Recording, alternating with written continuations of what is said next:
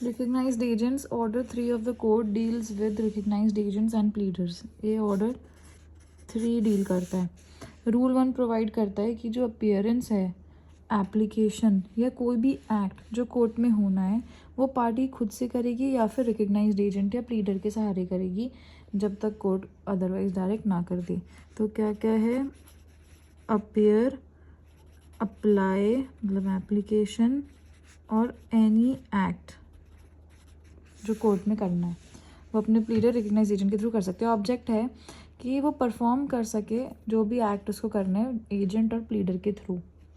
उसके बाद आ जाते हैं a recognized agent is not defined in the code.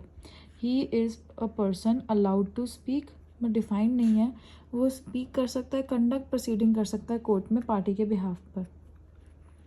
Recognized agents are those persons who hold power of attorney and who carry on trade or business for parties. Parties के लिए जो काम करते हैं और उनकी attorney power of attorney hold करते हैं, ये वो लोग होते हैं. It also includes persons authorise to act for government. Government के लिए भी जो होते हैं ना वो भी इंक्लूडेड है इसमें. और appointed to act on behalf of foreign rulers, वो 85 में गिवन है. Pleader is defined in the code. ये इंपॉर्टेंट है, जब क्वेश्चन आएगा ना define pleader, describe provisions regarding appointment of pleader, तो उसमें यही मेंशन करना है. It defines pleader. Pleader is any person who is entitled to appear and plead for another in court and includes advocate, वकील और attorney of a high court. तो इसमें appointment of pleader दे रखा है, यहाँ से पढ़ लेते हैं. तो इसमें है कि pleader is defined in the code as any person entitled to appear and plead for another in court and includes an advocate, AVA. Okay. Advocate, attorney and वकील, ये 3 इंक्लूड करता है of high court.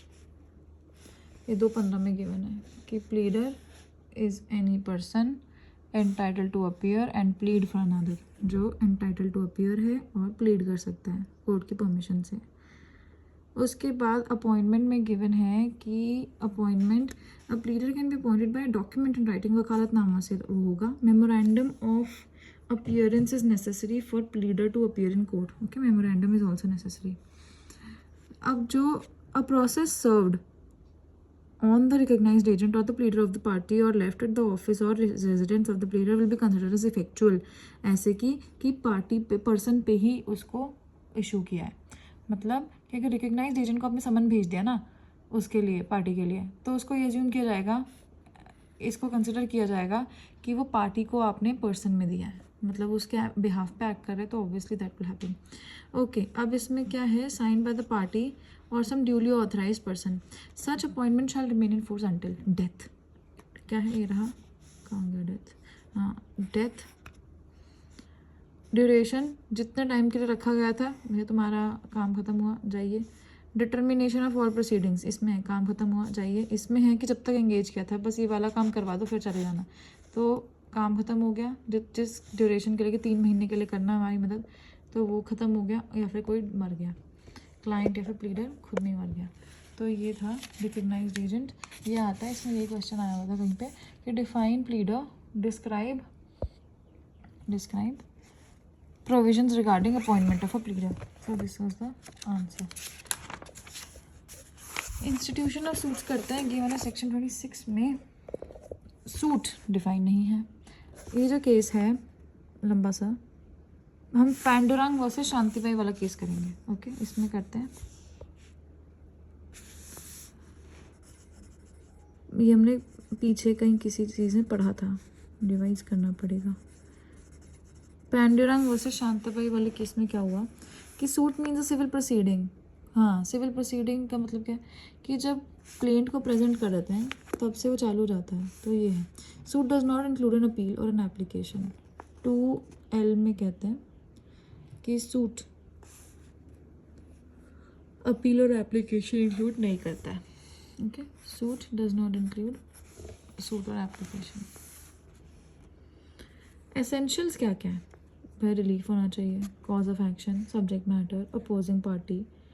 Held that there are 4 essentials. ये कर लेंगे. Krishnappa versus Shivappa, 1 2 3 4, चार आ रहे हैं इसमें अप्पा अप्पा, तो 4 इसमें एसेंशियल्स दिए थे। कृष्णा वर्सेस शिवप्पा में 4 एसेंशियल्स दिए of suit.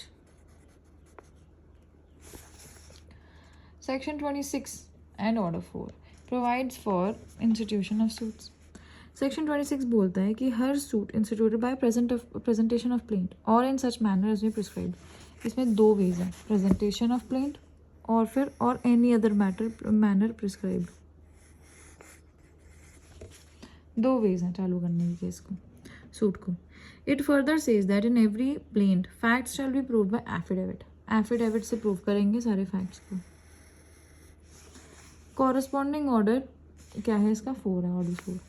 Order 4 lays down कि हर सूट को प्लेंट इन डुप्लीकेट और such other officer as it appoints.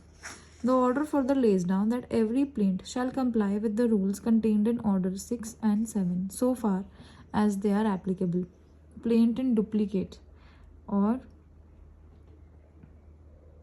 उसके हिसाब से होना चाहिए जो भी रूल्स आपके 6 और 7 में है, okay, written statement and pleading में।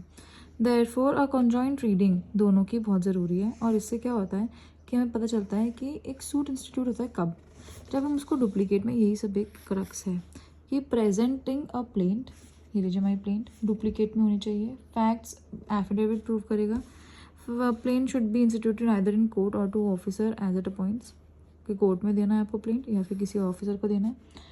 फिर plaint should comply with rules contained in order 6 and 7। तो हमें ये सब चीज़ें पता चलती हैं, ये ही पूरा इसका क्रक्स है। ये हमें ये और लिखना है कि 4 एसेंशियल्स कृष्णप्पा वर्सेस शिवप्पा में दिए थे, और ये लिखना है कि सूट डिफाइन नहीं है, और इसमें हम एक और केस लिखेंगे पांडुरंग वर्सेस शांताबाई का, इसमें बोलेंगे कि सूट में इंक्लूड नहीं होता ये सब चीज़ें। और सूट सिविल प्रोसीडिंग होती है जब जो इंस्टीट्यूट होती है on presentation of plaint. Supreme court in held that when a statute requires filing of suit it must be institute only in the manner prescribed and know the manner. जो आपको manner prescribed भी ऐसे करना, तो आपको वैसे ही उसको suit को इंस्टीट्यूट करना है बाय प्रेजेंटेशन ऑफ प्लेंट, नहीं, not by presentation of plaint, this is second method, as may be prescribe. तो जैसे प्रिस्क्राइब आप वैसे ही फॉलो करोगे। तो उसमें 2-3 चीज़ें थी, याद रहे तो अच्छा है, और ये सब समझ में आ जाए तो फिर अच्छे से हो जाएगा कि presenting a plaint, plaint should be in duplicate, facts in plaint should B prove by affidavit, affidavit होना चाहिए, डुप्लीकेट में होना चाहिए, प्रेजेंटिंग प्लेंट तो है ही।